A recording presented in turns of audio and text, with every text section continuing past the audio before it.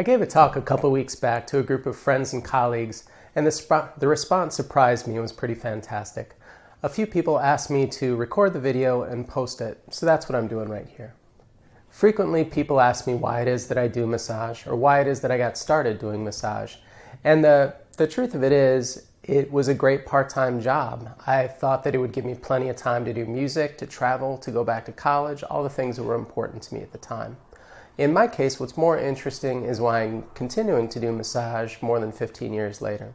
I finished massage school in 2001, and then later in 2002, I had a series of life-changing events, all hit at the same time, the kind of events that turn your life upside down, culminating with me being diagnosed with Meniere's disease. I'm not going to spend a lot of time on the disease or what it is that it does, because that's not what this talk is about. But according to Western medicine, Meniere's is listed as idiopathic, meaning they don't know what causes it, they don't particularly know what to do with it. And true to form, when I went to see the doctor for the condition, the therapies that he gave me only made me sicker. And after about 3 months of barely being able to leave the house, I was able to find a good acupuncturist and a good craniosacral therapist, and they were able to make me a functioning human being, but still not good enough to go back to work. All told, I missed about a year's worth of work with Meniere's, because the nature of the disease was that some days I felt fine, and other days I felt so bad that it would have been impossible for me to work, and I had no way of knowing which day was coming next, so I couldn't keep appointments. After about a year, I had to do something with myself, and I decided to go out to Thailand. Thai massage was the first kind of massage that I had discovered, and it had always been my favorite. So I went out there to study, figuring if I had a Meniere's attack out there, I could just miss class and it's not a big deal, not like missing appointments where people are paying. So off to Thailand I went, and I studied at the Old Medicine Hospital. I studied with Pichet Boon Tom, two great places where I learned a lot of really valuable techniques that I still use today. But what really changed my life was a chance meeting there, playing pickup basketball in Chiang Mai. And while I was there, I met a teacher. He was the only other one on the court who spoke English because he was from Singapore. And he was able to do something that nobody else could. He wiped the condition out, right down to its roots, using hands-on body work and energy work. And more than that, he was able to tell me that this was a lifestyle-based condition, and that if I continued on the lifestyle that I was on, the condition would remain and would come back. Over the course of the next year, when I went back to the States, he kept in contact with me over email. When I would go off path, an email would show up in my email box reminding me to stay on path. And I could go into a lot more detail about the therapy itself and about the healing process. But again, that's not the topic of this talk, so I'm going to leave that be. Suffice to say, after about a year of working with him, I had an incredible amount of respect for him and a lot of affection for him as well. So when he sent another email offering that he was considering teaching people, of course I jumped on it. I booked my ticket to Thailand and said yes. Now, he warned me in advance that this would not be a normal teaching. This would not be him teaching me things and me learning things in a normal way. It would be him telling me to do things and me doing them. No complaining, no questioning, no BS, just he says, I do. And his whole, the whole guiding principle was that you improve the therapist by improving the person. You improve a person's capability to work in the energetic realm by developing that person's energetic body. And the only way to do this is through immersion. And that's what training was. He had me sit in what could be called meditation for long periods of time. He had me lay in irrigation ditches. He had me work my own energetic channels. He had me do massage on people with him watching over and guiding me. And lots of other things that leave me scratching my head even to this day. But the topic of this conversation is about running, because that's something you can probably most readily relate to, and for me it was probably my best teacher in the training as well. On day one, after a long morning sit, he had me meet him beside the road wearing running shoes, and I sat there filled with trepidation because I hate running. I was pretty fit. I was riding my bike all around town as my form of transportation. I could play basketball for hours, but I hated running. I would do it in the context of sports, but never for its own sake, and I was never good at it.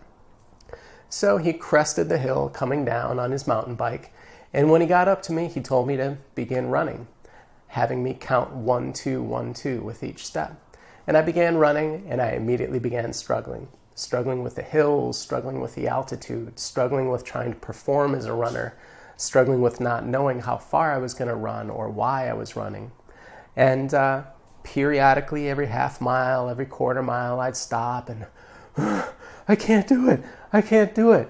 And he would tell me that I could, not in a backpatting American way, but he would tell me that if there was a whip at my back, I'd find a way. So find a way. And he'd get me back running again. All in all, that first day I ran probably 2 or 2.5 miles. The loop that he had in mind was about 5 miles. To me, an abject failure. Day 2 came and was pretty much a rerun of day 1. At least I wasn't trying to vomit beside the road. So there was that. Otherwise, day 2 came and went. Day 3 came, and during my morning sit before the run, I decided that there really wasn't any good reason that I couldn't run. I was fit enough to run. I had a good body type for running, and I decided that I could run. And that's where this story should end, right? Michael uses positive thought to defeat the run. But as it turned out, day 3 was even worse than day 1 and 2. Because now, along with all those other struggles that I had, now I was struggling with the idea that I should be able to do it, but I still clearly couldn't. Day 4 came, and at 4:30 in the morning, when I'd get up to take my morning sit, I jumped out of bed onto calves that were excruciatingly painful because despite all the failing, I'd still ran probably 7.5, 8 miles over those 3 days in low-quality hipster running shoes, and my calves were letting me hear about it. So I hobbled over to my bike. I went out for my morning meditation, and as I sat there, I realized I'm just not cut out for this. This isn't something my body is going to allow me to do. But the drawback there is I don't back out of commitments. If I can at all help it, I'll follow through. So what I came up with was that if I just ran exactly as he told me for how far I could until I collapsed beside the road, then I could quit and I could feel okay about it. And that was the mindset I took into the run that day. And a funny thing happened on the run that day. There was no more struggle. I wasn't struggling with how far I was running. I wasn't struggling with having the energy to run. I wasn't struggling with the breathing and the counting 1, 2 because I wasn't fighting it. I was going along with it. And the run was easy. I didn't need enough energy to run 5 miles. I only needed enough energy to take the next step. And that's what the counting 1, 2, 1, 2 was about. Bringing my attention to the right here, right now, and taking that next step. I ran all 5 miles. It was easy. I even sprinted the last quarter mile because it felt good. And that was the moment my training really took off. Being that the whole teaching was about expanding my consciousness and about showing me that I was capable of things I didn't know that I was capable of, after a couple days of that, he realized that I learned what I was going to learn from the distance running and changed it to where I was now running up hills. Running up stairs carved into the side of a hill. And he'd have me run up forwards, run down backwards. I forget the exact count, although I did go back and get an exact count. It was around 200 stairs. So up forwards, down backwards, with my eyes on him at the top of the hill. Now the drawback here was that these stairs followed the contours of the hill. There was some bend and some wind to them. Different stairs had different pitches. Some of them were even crumbling a little bit. And there was side-to-side wind as well. So it was very difficult to run backwards when I couldn't see where I was running. And when I would become wrapped up in my fear, I would stumble. When my attention would wander, I would stumble. But when I put my attention fully in the moment and I just used instinct and reaction, it was easy. It was fun, like dancing with the mountain. When I came back for year 2 of training, I had been running 5 miles regularly at home, 2-3 times a week. So instead of running 5 miles, he ran me 10 miles. And when I couldn't find somebody to work on for massage in the afternoon, he'd run me twice. And when it became clear to me that the way you run 10 miles is the same way you run 5 miles, and the way you do it twice is the same way you do it once, then we moved back up to the hills, and we did the same thing on the hills as year 1. Some of the times, he had a new addition for me. He would blindfold me and lay a bamboo pole across my shoulder that connected to his shoulder, and he'd lead me down the hill. Never really mastered that one. But in any event, when training was done and I came back to the U.S. after the second time, things that were difficult before were not particularly difficult. I took up a martial art and I got my black belt in Pukulan, an Indonesian martial art. I went back to Portland State and I got my degree in health sciences. I gave myself permission to get a B in organic chem, but otherwise got A's, graduated with honors.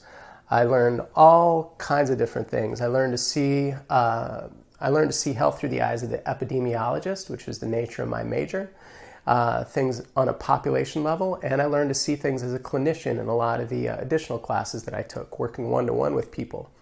And there are some big differences there, differences that inform how I work with people.